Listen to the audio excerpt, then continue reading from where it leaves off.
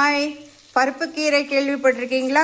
பருப்பு கீரை தாங்க. பருப்பு கீரையோட இந்த முக்கரட்டை கீரைன்னு சொல்லுவாங்க இல்லையா, இந்த முக்கரட்டை கீரை இது வந்து பருப்பு கீரை. ஸோ பருப்பு கீரையும் முக்கரட்டை கீரையும் சேர்த்து ஒரு ரெசிபிங்க. இது பெரும்பாலும் இந்த மாதிரி டைப் யாரும் போட்டிருக்க மாட்டாங்க. இது ரொம்ப டேஸ்டியான ஒரு இதுங்க. நல்லெண்ணெயை சட்டியில் விட்டுக்கணும். சட்டியில் விட்டுட்டு இந்த மாதிரி காஞ்ச மிளகாயை வறுத்துக்கணும்.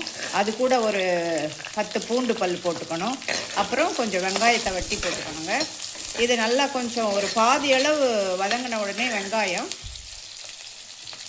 இந்த அலசி வச்சுருக்க கீரையை வந்து நல்லா, இது ஏற்கனவே நான் 5 டைம்ஸ் அலசிட்டேன். இது ஃப்ரெஷ்ஷாக ஆர்கானிக் என்னுடைய ஹோம் கார்டன்லேருந்து எடுத்துகிட்டு வந்தது. ஸோ இதை வந்து இந்த மாதிரி க்ளீன் பண்ணி இதில் போடணுங்க. இதில் என்ன வித்தியாசம்னா, கீரை கடைதலில் வந்து எல்லாம் பருப்பு போட்டு வேக வைப்பாங்க, இல்லை தனியாக கூட வேக வைப்பாங்க. அதில் பச்சை மிளகாய் இதெல்லாம் போட்டு வழக்கமான முறையில் செய்வாங்க. இது வந்து நல்லெண்ணெயில் வதக்கி செய்கிறதுங்க. வதக்கி செய்யும் ஒரு முறை.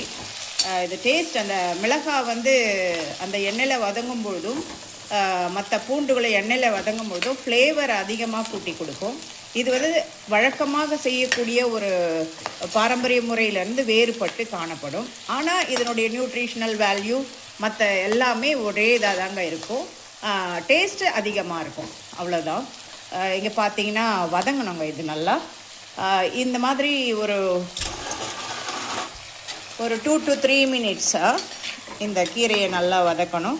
ஹை ஃப்ளேமில் வச்சுக்கோங்க வதக்கிறதுக்கு. கொஞ்சம் நேரம் ஹை ஃப்ளேம், அப்புறம் நம்ம குறைச்சிக்கலாம். கீரை அந்த பச்சை கீரைலாம் வதங்கின உடனே கொஞ்சம் ஃப்ளேமை குறைச்சிக்கலாம்.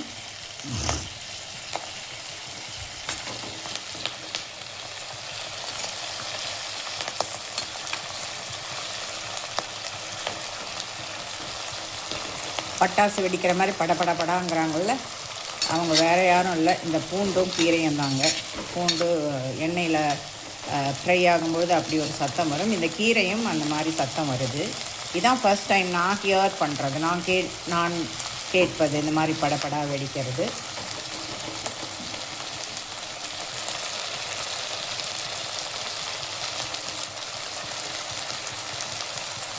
கீரையோட நம்ம பண்ணும்பொழுது எப்போவுமே தக்காளி இல்லாமல் நம்ம பண்ண மாட்டோங்க. தக்காளியை இப்போ போட்டுக்கணும். இந்த குவான்டிட்டிக்கு நான் 2 தக்காளி போடுறேன். எப்போவுமே கீரைக்கு கொஞ்சம் தக்காளி, இந்த மாதிரி ரெசிபிக்கு கீரைக்கு கொஞ்சம் நிறைய வெங்காயம், கொஞ்சம் நிறைய தக்காளி இருக்கணும். யூஸ்வலாக போடுற ஒரு மெத்தடை விடையும், ட்ரெடிஷ்னல் மெத்தடை விடையும் இதில் வந்து